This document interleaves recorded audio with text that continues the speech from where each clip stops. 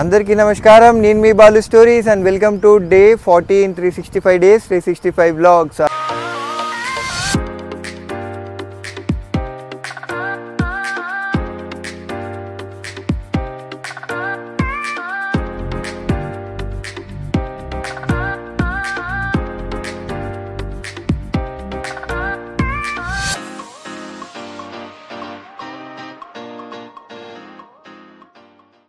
So ఈరోజు ఏంటి ఎక్కడికి వచ్చినాం అనుకుంటున్నారా? ఈరోజు మనం శ్రీ వారిజాల వేణుగోపాల స్వామి వారి దేవాలయంకి వచ్చినాం. ఇది నల్గొండ డిస్టిక్ చిట్యాలకి పక్కనే ఉంటుంది అండ్ హైదరాబాద్ నుంచి జస్ట్ 80 kilometers అవేలో ఉంటుంది. సో ఈ టెంపుల్ ఏంటి అండ్ ఎవ్రీథింగ్ అయితే మీకు చూపిస్తా. Let's go.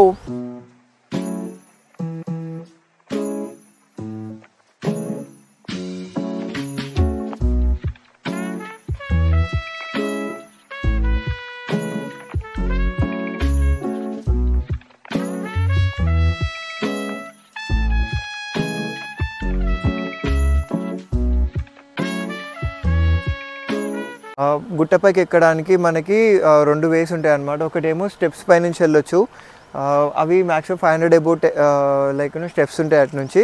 అండ్ ఇంకొక వేనేమో మనకి రోడ్ వే కూడా ఉంటుంది. సో బైక్ కార్స్ ఏవైనా పైకి అయితే వెళ్తాయి అన్నమాట. సో ఇక్కడనైతే అక్కడ చూసిండ్రు కదా, స్మోకింగ్ డ్రింకింగ్ అయితే స్ట్రిక్ట్లీ ప్రొహిబిటెడ్. సో మనమైతే ఇక్కడ నుంచి ఫస్ట్ అయితే పైకి వెళ్ళిపోయి అక్కడ టెంపుల్ ఎట్లుంది అండ్ ఎవ్రీథింగ్ అయితే చూపిస్తాం.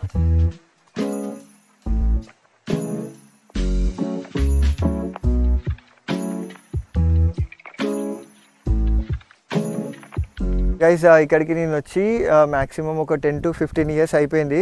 చాలా చిన్న ఉన్నప్పుడు వచ్చిన, అప్పటికిప్పటికైతే చాలా డెవలప్ చేసిండ్రు. అసలు ఈ రోడ్స్ అయితే 5 to 6 years బ్యాక్ ఏమో పడ్డట్టు ఉన్నాయి. సో అది అండ్ పైకి వస్తుంటే వ్యూ చూసి ఇక్కడ ఆగిన, అసలు నెక్స్ట్ లెవెల్ ఉంది. ఇక్కడ నుంచి చూస్తుంటే అట్లీస్ట్ ఒక 2-3 విలేజెస్ అయితే క్లియర్గా కనబడుతుంది. అంత హైట్లో ఉంది ఈ గుట్ట. సో ఇంకా మనం హాఫ్ అయితే వచ్చినాం. అక్కడ మనకు కనిపిస్తుంది కదా, అది టెంపుల్. ఇంకొక హాఫ్ అయితే వెళ్ళాలి. సో ట్రెక్కింగ్ చేసుకుంటూ పైకి వెళ్ళే వాళ్ళు అయితే బెస్ట్ ఎక్స్పీరియన్స్ చేస్తారు. ఎందుకనంటే మన స్ట్రెంగ్త్ మనకు తెలుస్తుంది.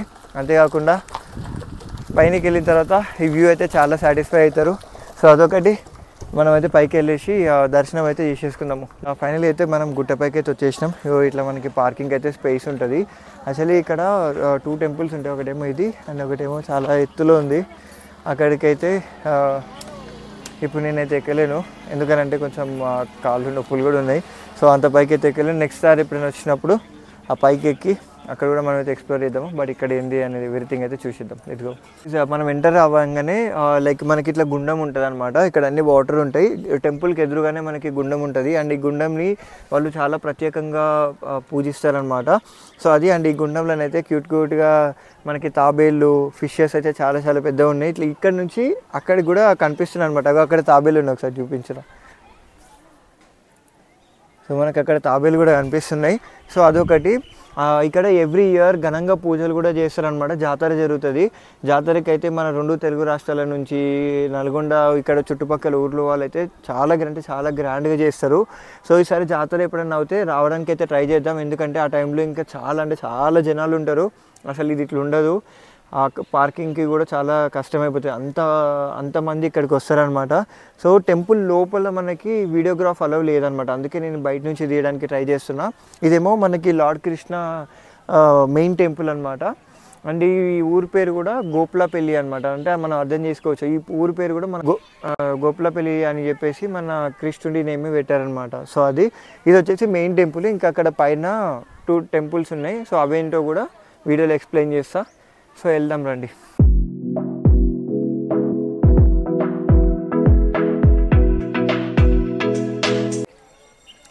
సో గైజ్ ఇదే అనమాట మనకి శ్రీకృష్ణుడి టెంపుల్కి ఎంట్రన్స్. సో మనం వెళ్ళి దర్శనం అయితే చేసేసుకున్నాము.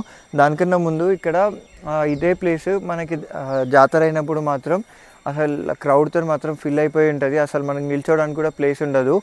ఇప్పుడంటే మేము చాలా ముందు వచ్చినాం కాబట్టి, అది కూడా లైక్ సంక్రాంతి టైంలో వచ్చినాం కాబట్టి అంత పబ్లిక్ లేరు.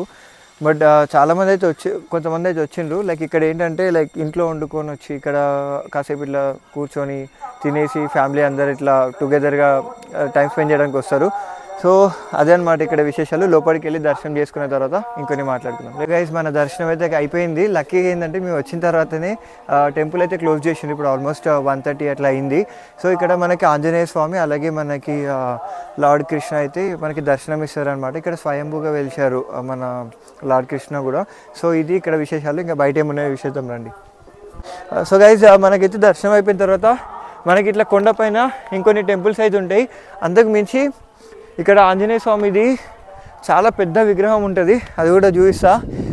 అక్కడ వచ్చేసి నాట్య ప్రదర్శనశాల, అది అక్కడ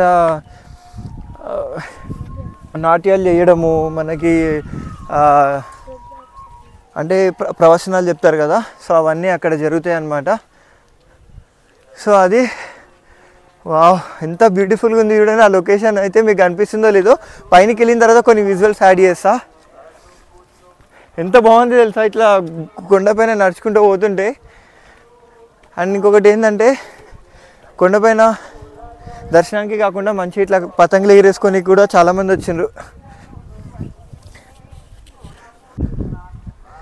సో గైస్ ఒక్కసారి ఆ లొకేషన్ చూడండి, వావ్ చాలా బాగుంది.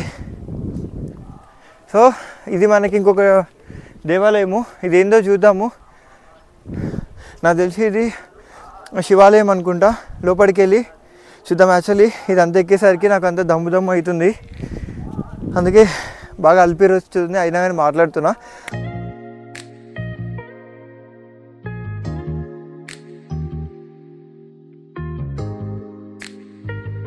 యాక్చువల్లీ మనకి ఇది శివాలయం అనమాట. ఇది ఇప్పుడిప్పుడే డెవలప్ చేస్తున్నారు, అంటే ఆలయాన్ని పునర్నిర్మాణిస్తున్నారు అనమాట. సో అది సో మనకి ఇట్లా ఎంట్రీ ఉంటుంది ఇక్కడ నుంచి. ఇదొక విషయం. అయితే అక్కడ పైకి వెళ్ళడానికి ఇగో ఇట్లా ఒక దారి ఉంది.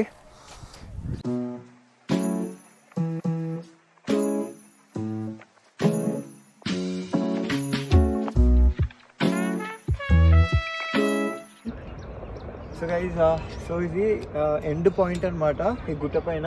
సో మనకి ఇక్కడనే శ్రీ ఆంజనేయ స్వామి వారిది చాలా పెద్ద విగ్రహం ఉంటుంది.